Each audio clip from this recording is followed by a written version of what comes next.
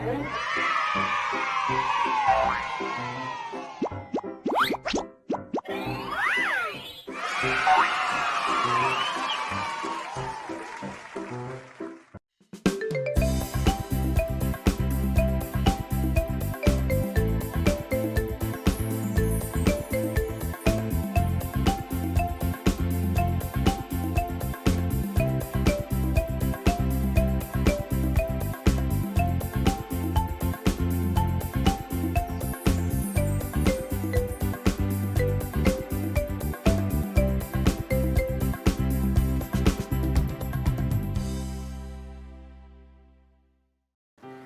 teman-teman. Hari ini bakal seru banget. Aku dan Rio bakal jadi arkeolog cilik. Iya, kami akan menggali fosil yang dari belakang rumah. Tapi ini fosil-fosilan kan kayak? Iyalah, ini mainan fosil yang aku tanam di sini. Nanti pura-puranya kita jadi arkeolog dan paleontolog ya. Habis itu kita cari tahu tulang belulang hewan purba apa ini. Wah, seru nih. Nah, sambil nyari fosil, kita juga akan belajar tentang pembentukan, permanfaatan, dan cara memperoleh bahan bakar fosil. Iya, kita juga akan mencari tahu bagaimana bahan bakar bisa berbentuk dari fosil. Terus dinumerasi operasi perjumlahan, pengurangan, perkalian, dan pembagian menggunakan bilangan bulat. Oh ya, kita juga akan belajar menyelesaikan hitungan dalam jarak dan waktu. Sudah siap buku dan alat tulisnya? Sebelum belajar, kita berdoa dulu ya. Berdoa mulai. Selesai. Yuk kita cari fosil. Oh iya, jangan lupa pakai sarung tangan dulu ya.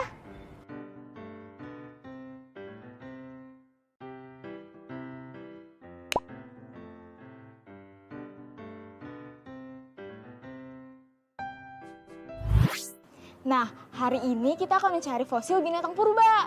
Wah, seru! Tugas kalian akan menggali fosil yang sudah kakak tanam. Terus nanti sama-sama kita akan menyusun dan mencari tahu fosil apa saja itu. Jelas? Jelas! Nah, di sebelah sini nih. Yuk kita gali.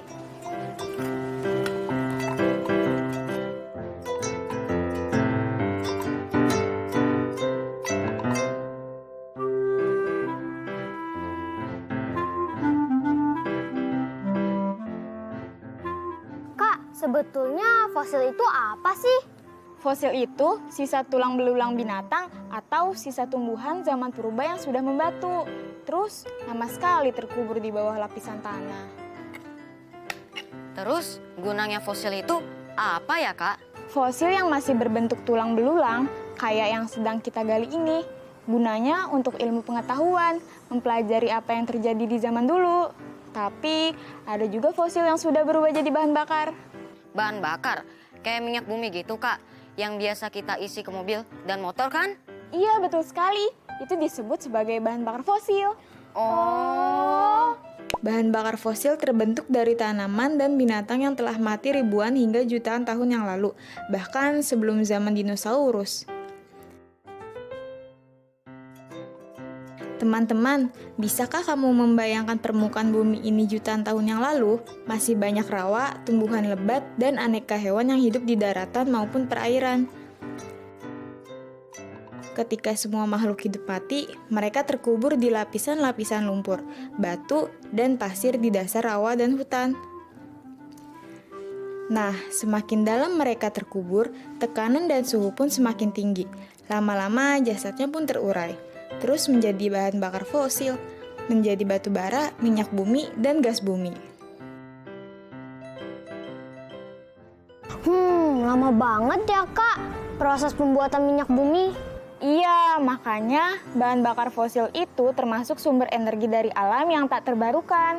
Jadi lama-lama bisa habis dong. Iya, makanya kita harus hemat dalam penggunaannya. Kebayang nggak kalau di dunia ini kehabisan minyak bumi? Motor dan mobil nggak bisa jalan. Bisa-bisa kita kemana-mana harus naik kuda lagi kayak zaman dulu.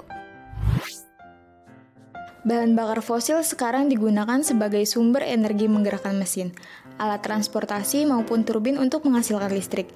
Tapi, tahukah teman-teman cara memperoleh bahan bakar fosil?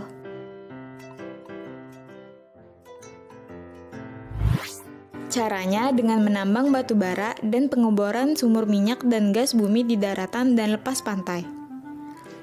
Tapi bahan bakar yang baru ditambang belum bisa langsung dimanfaatkan, melainkan melalui pemrosesan lebih jauh. Bahan bakar yang mentah harus dimurnikan dulu setelah diolah.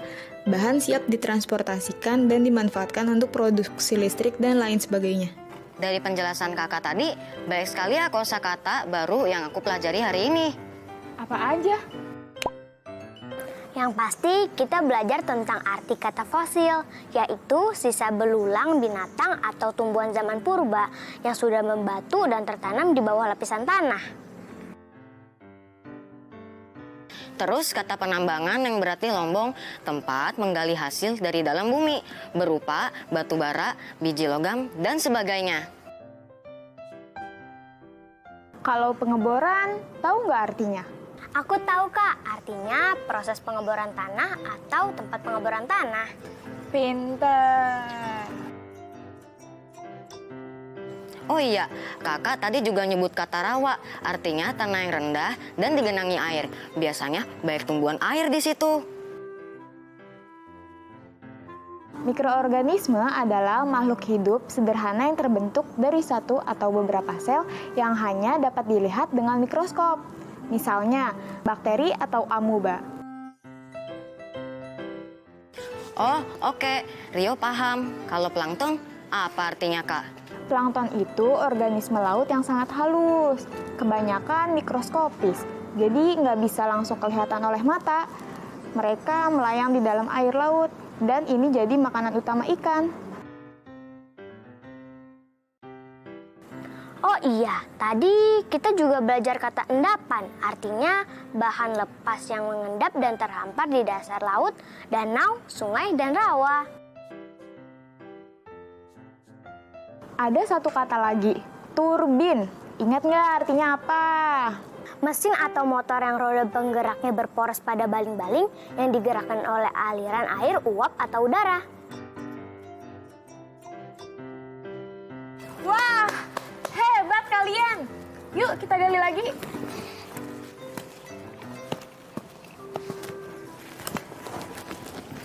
Wah, Kak, lihat, fosilnya sudah mulai terlihat. Wah, sudah kelihatan ya? Rio, tolong ambil karungnya dong. Oke, Kak, siap.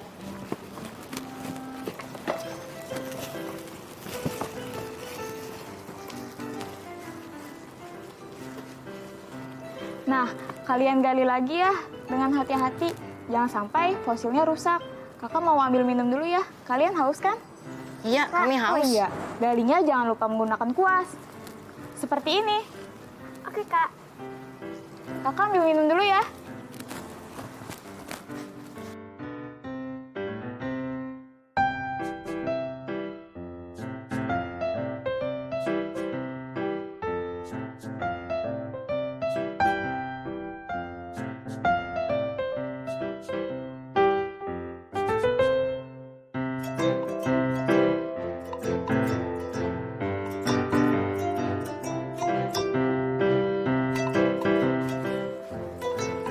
Rio, Aini, ayo istirahat dulu. Oke, Kak. Kak,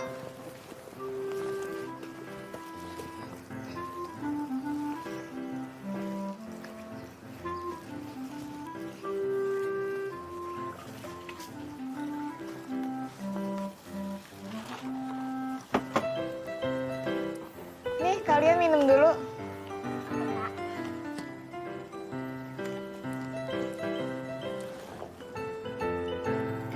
segar. Kita main tebak-tebakan yuk. Wah, seru tuh. Tapi soalnya jangan susah-susah ya. Nanti jawabnya cepet-cepetan. Oke. Pertanyaannya seputar kosakata baru tadi aja, Kak. Wah, bisa tuh. Oke, pertanyaan pertama. Tubuh manusia merupakan habitat bagi berbagai titik-titik, seperti bakteri. Hayo, ada yang tahu nggak jawabannya? Aku, mikroorganisme. Ya, 100 buat Rio. Pertanyaan kedua. Banjir yang terjadi di kota disebabkan alih fungsi lahan titik-titik menjadi daerah pemukiman. Lahan rawa. Ya, Aini benar. 100 buat Aini. Pertanyaan ketiga. Untuk menanggulangi banjir, perlu dibangun saluran air dan daerah titik-titik air. Aku, daerah resapan. Ya, betul. Pertanyaan keempat. Untuk mengantisipasi banjir pada musim hujan, dilakukan pengerukan titik-titik lumpur di Sungai Kalimalang, Bekasi. Aku. Jawabannya endapan lumpur. Ya, betul. 100 untuk Rio. Selanjutnya, dengerin ya soalnya. Setelah pemasangan titik-titik angin, seluruh rumah di desa itu teraliri listrik. Aku, jawabannya turbin angin. Ya, betul. 100. Pertanyaan ke-6. Titik-titik memberi gambaran mengenai wujud makhluk yang pernah hidup beberapa abad bahkan ribuan tahun lalu. Fosil. Aku duluan. Aku. Kalian barengan. Nilainya bagi 2 ya, 50-50. Lumayan, dapat nilai 50. Ayo lanjut, Kak. Untuk memenuhi kebutuhan pasokan listrik yang semakin meningkat, pemerintah melakukan titik-titik sumur minyak di beberapa tempat. Aku, pengeboran. Ya, betul. Nah, pertanyaan terakhir nih. Siap-siap ya. Kegiatan titik-titik tersebut menggunakan alat berat untuk menggali tanah dan bebatuan. Aku, penambangan, Kak. Ya, betul. Pemenangnya adalah Aini. Keren, selamat ya ini. Makasih ya, Rio. Nah, jelaskan penjelasan kakak tadi. Sekarang coba ya tulis proses pembentukan bahan bakar fosil di kolom-kolom berikut ini. Kalau sudah selesai, kalian kasih tahu ke guru kalian.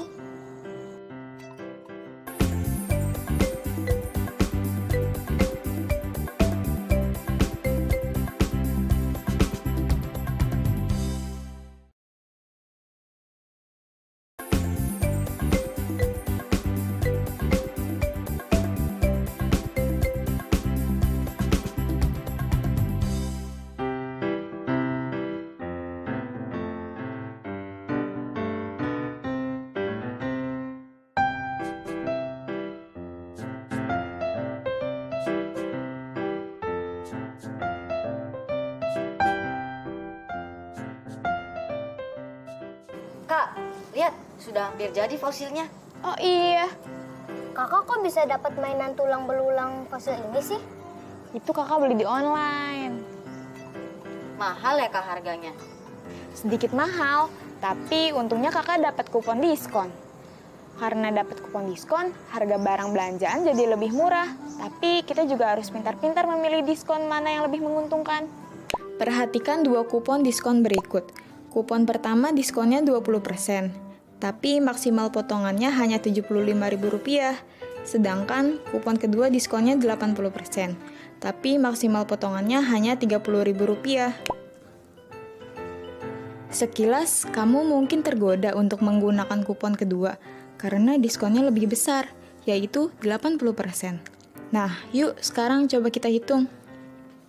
Dengan bantuan fraction bar atau juga sering disebut garis pembagian bilangan, kita bisa melihat bawahnya 80% dari 300.000 adalah 240.000. Jadi, yang harus kamu bayar adalah 300.000 dikurang 240.000. Hasilnya 60.000. Wah, ternyata harganya tinggal 60.000 saja. Tapi tunggu dulu. Kupon itu juga menyatakan bahwa potongan maksimal hanya sampai 30.000. Kalau begitu, hitungan ini belum selesai dong. Berarti harga yang harus kamu bayar adalah 300.000 dikurangi 30.000. Hasilnya 270.000. Bagaimana jika kita menggunakan kupon yang satu lagi? Kupon yang ini yang diskonnya 20%. Yuk kita hitung. Dengan bantuan fraction bar, kita bisa melihat bahwa 20% dari 300.000 adalah 60.000. Jadi, yang harus kamu bayar adalah 300.000 dikurang 60.000 sama dengan 240.000. Kupon kedua mensyaratkan potongan maksimal 75.000. Tapi karena potongan 20% masih di bawah itu, kamu bisa menggunakan potongan tersebut. Jadi, dengan matematika, kamu bisa memilih diskon yang lebih menguntungkan untukmu. Mengerti kan teman-teman? Mobil keluarga Pak Andi menempuh jarak 92 km dalam 1 jam.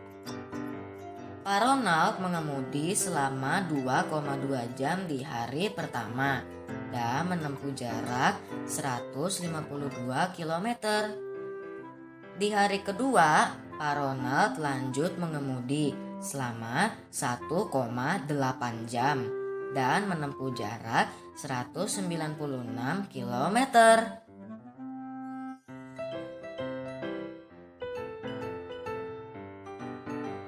Pak Tommy mengemudi selama 2 jam 30 menit di hari pertama dan menempuh jarak 2.394 hektometer.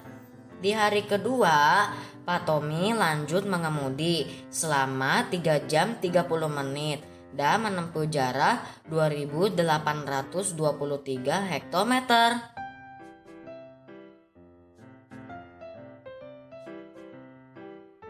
Pak Jerry mengemudi selama 1 jam 20 menit di hari pertama dan menempuh jarak 121,5 km. Di hari kedua, ia mengemudi selama 2 jam 10 menit dan menempuh jarak 167,25 km.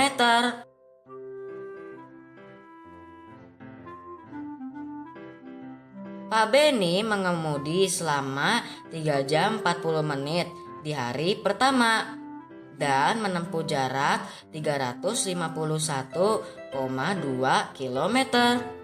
Di hari kedua, dia menempuh jarak 119,6 km dalam waktu 1 jam 50 menit.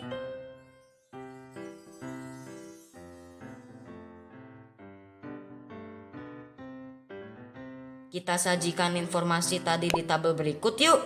Nyatakan semua jarak tempuhnya dalam kilometer dan waktu tempuh dalam jam. Pak Tommy berkata bahwa mobilnya yang paling cepat karena berhasil menempuh jarak paling jauh. Apakah perkataan Pak Tommy benar? Jelaskan alasanmu.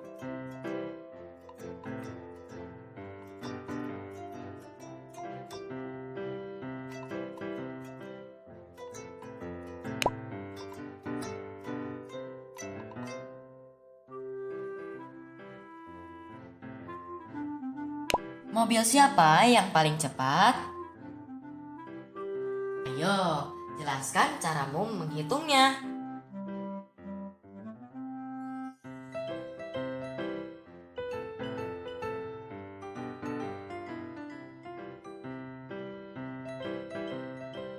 Mobil manakah yang menghabiskan paling banyak bensin?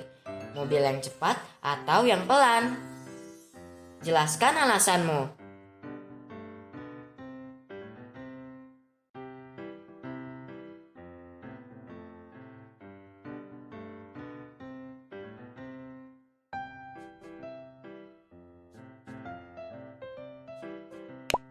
Nah, teman-teman, sekarang kita latihan soal yuk. Perhatikan tabel ini. Ini adalah jarak yang ditempuh truk tangki dalam seminggu. Pada hari ke-1, truk menempuh jarak 121 km dalam waktu 1 jam 20 menit. Pada hari kedua, truk menempuh jarak 346,5 km dalam waktu 2 jam 30 menit. Pada hari ketiga, truk menempuh jarak 582,1 km dalam waktu 4 jam 25 menit. Pada hari keempat, truk menempuh jarak 420 km dalam waktu 3 jam 30 menit. Pada hari kelima, truk menempuh jarak 385 km dalam waktu 2 jam 40 menit.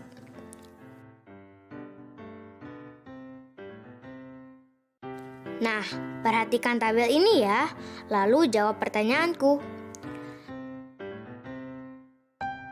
Pada hari keempat, kecepatan truk tangki tersebut adalah titik-titik kilometer per jam.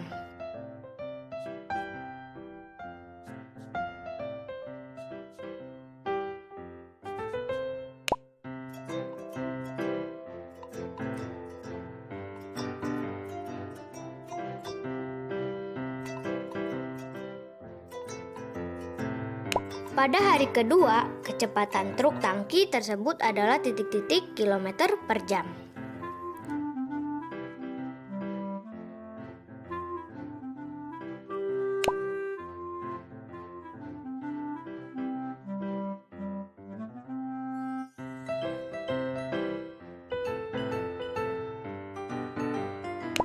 Lalu pertanyaan terakhir, rata-rata jarak yang ditempuh truk tangki tersebut dalam sehari adalah titik-titik kilometer.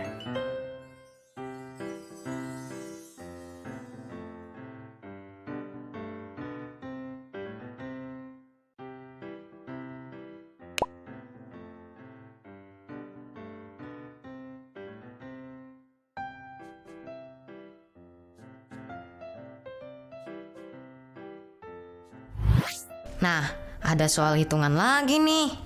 Soal pertama, 34,5 dikali 6 dibagi 4. Soal kedua, 125,5 dikurangi 24,3 ditambah 5. Yang terakhir, 56,26 dikurangi 369,75 ditambah 8.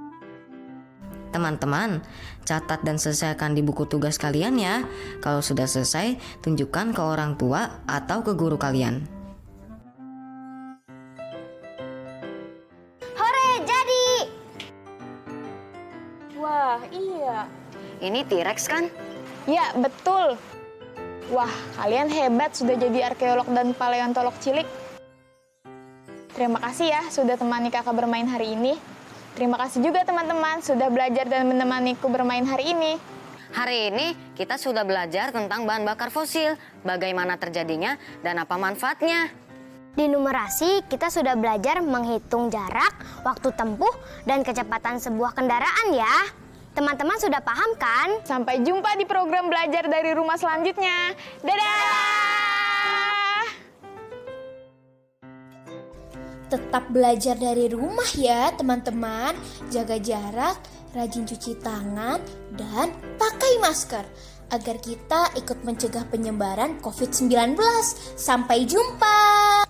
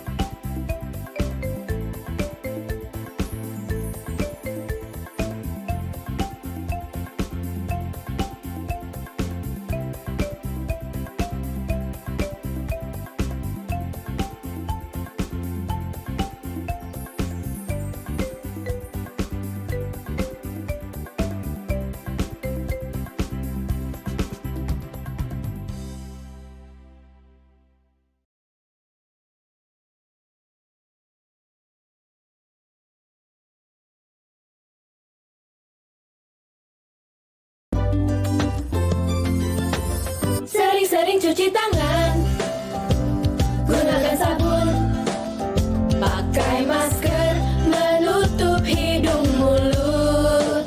Jangan lupa jaga jarak saat ketemu orang.